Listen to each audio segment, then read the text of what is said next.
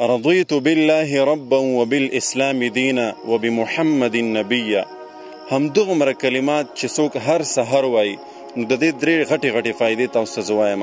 حدیث کې راځي رسول الله صلی الله علیه وسلم فرمایي چې کوم مسلمان سحر 3 کرته داسې ووایي چې رضیت بالله ربا وبالاسلام دینا وبمحمد نبیا، د ټولو نه اولنۍ غټه فایده چې د په دنیا کې هغه دا ده چې دغه انسان ته به الله د رب العزت د ایمان ذایقه ور نصیب کی، یعنی د ایمان په خوند باندې به پوي کی، د ایمان نور ورته الله ور نصیب کی.